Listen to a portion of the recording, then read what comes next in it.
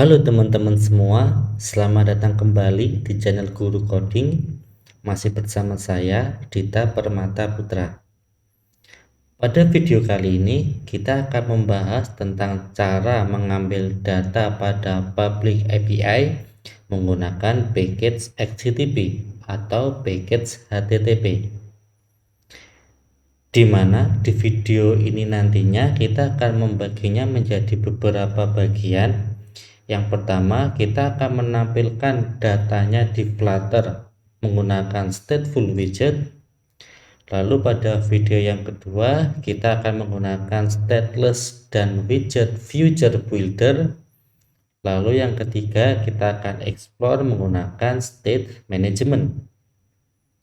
Oke, bagi teman-teman yang belum paham melakukan konversi JSON data di dalam Flutter, baiknya teman-teman menonton dulu video saya tentang fundamental konversi JSON di Flutter sebelum nantinya teman-teman mengikuti video saya saat ini, yaitu yang mengambil data pada public API menggunakan package HTTP.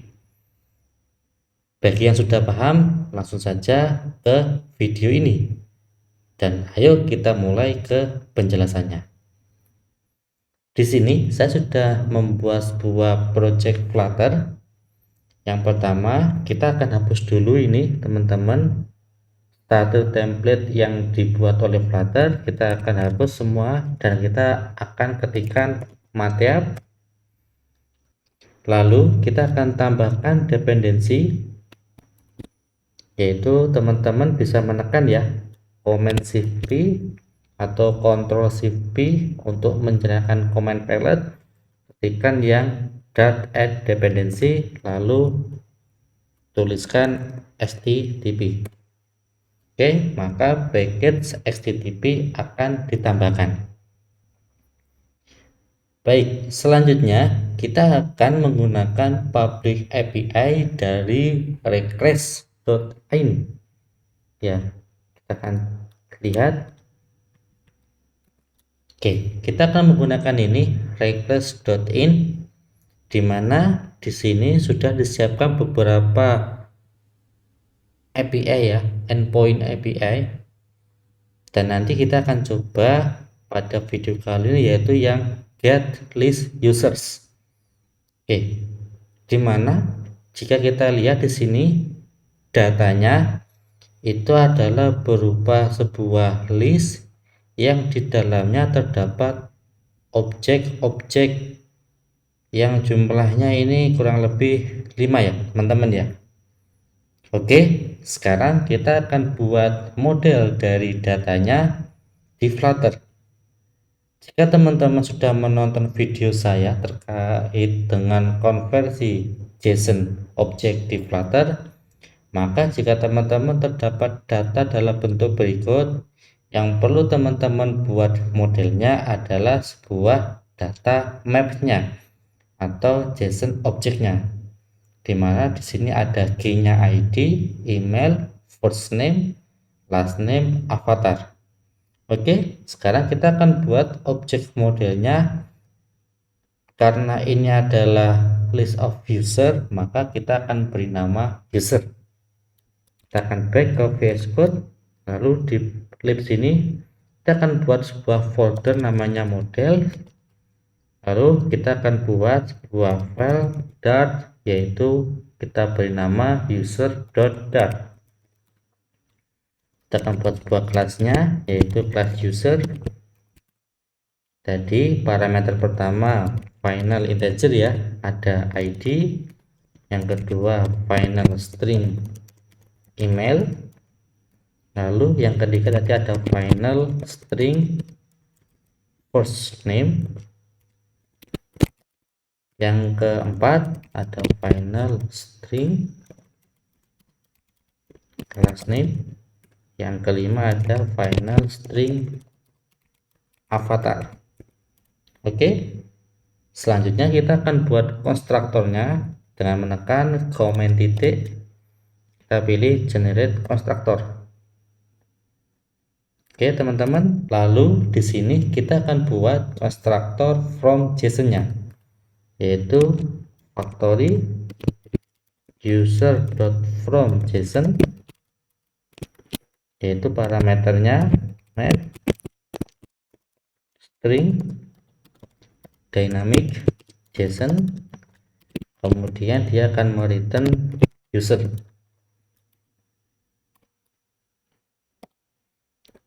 Sini, oke.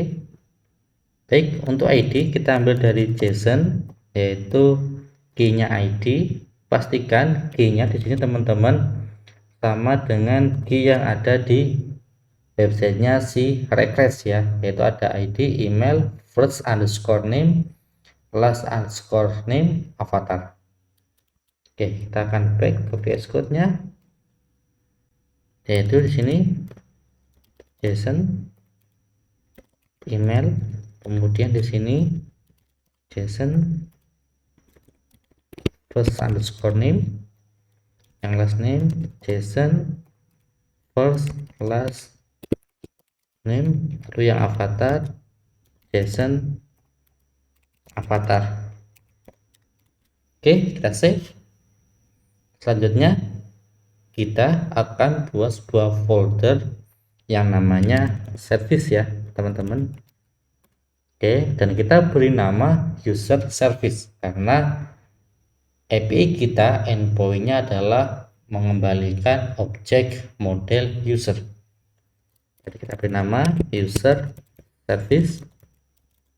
Kita buat kelasnya kelas user service.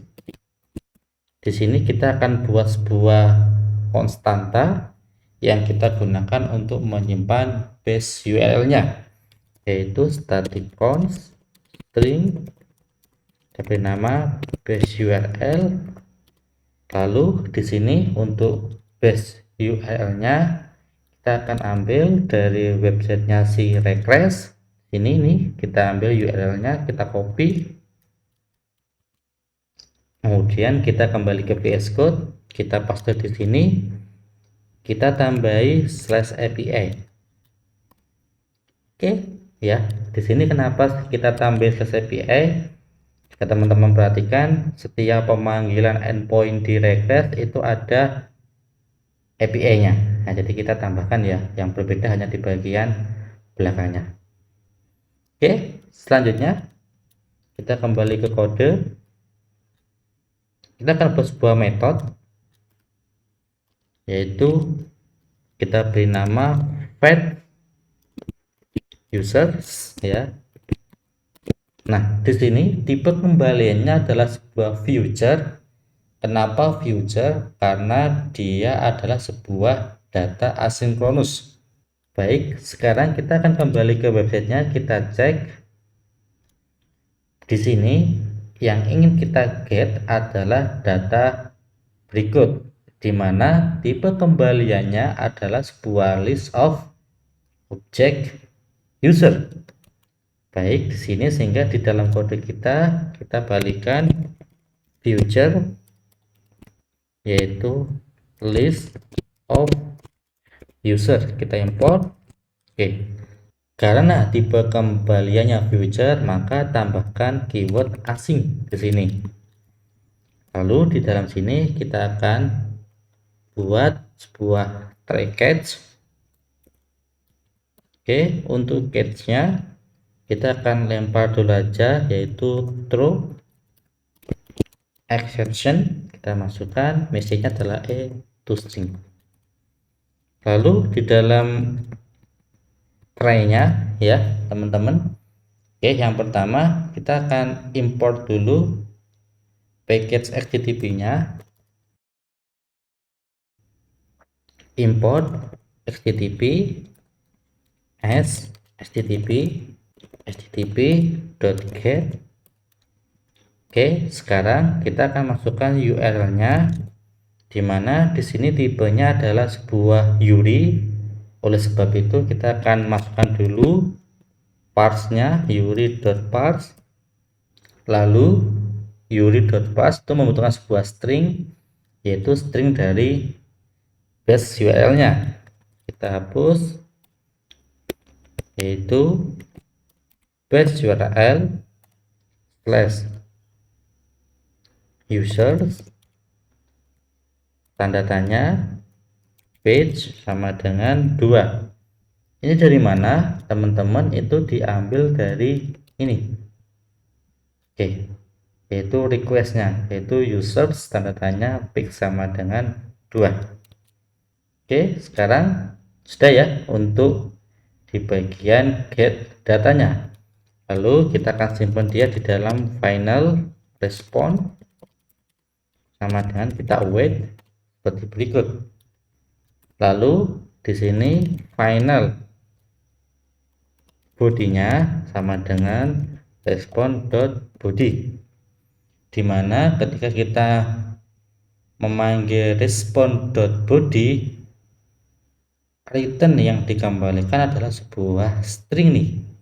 Oleh sebab itu kita akan lakukan sebuah decode ya teman-teman. Di sini berarti final resultnya sama dengan JSON decode, kita ambil dari body. Baik, maka di sini sudah akan terdapat yang namanya objek dari ini respon ini ya. Kita akan dapat ini semua. Karena yang kita butuhkan data, nanti kita akan panggil datanya saja.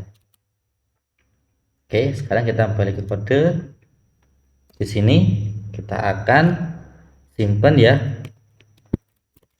list of user ya. Sini akan kita simpan dalam variabel yang tipenya list of user, yaitu users sama dengan oke teman-teman, kita back lagi di request tadi ya.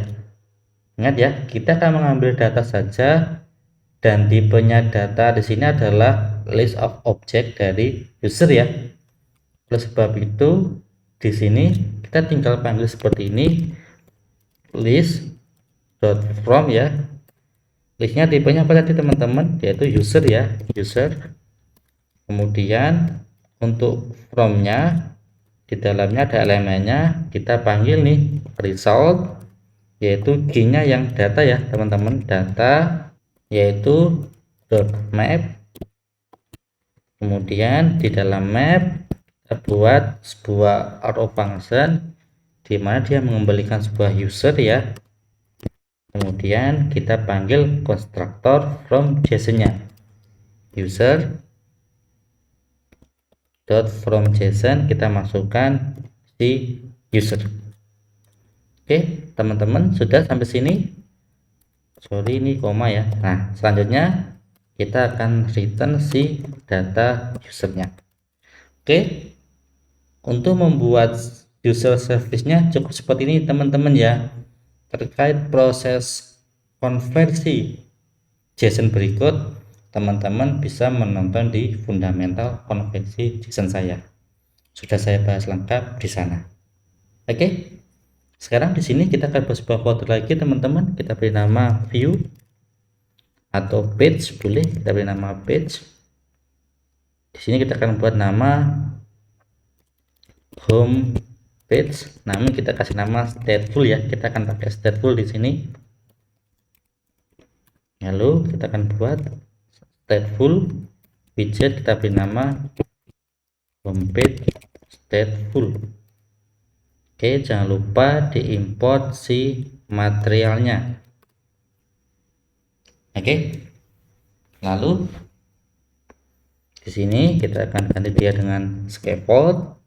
Kemudian header-nya, header kita masukkan title yaitu text. Kemudian kita beri nama get API stateful.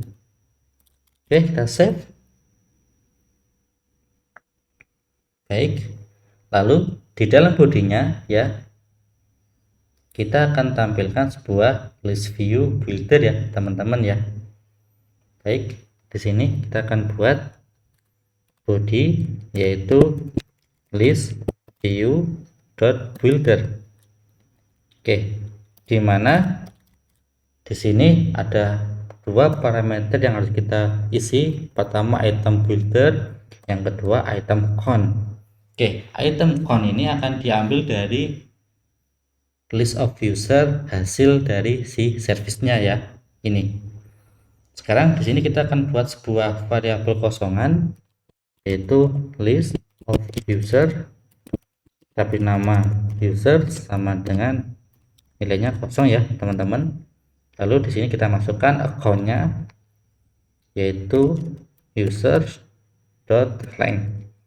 Di item builder kita buat sini final user itu sama dengan users index. Oke, seperti berikut. Lalu kita akan return dia sebuah card, di mana di dalam card kita akan buat dia sebuah list style. Lalu di dalam listanya kita panggil title, kita masukkan widget text, yaitu masukkan user.firstname.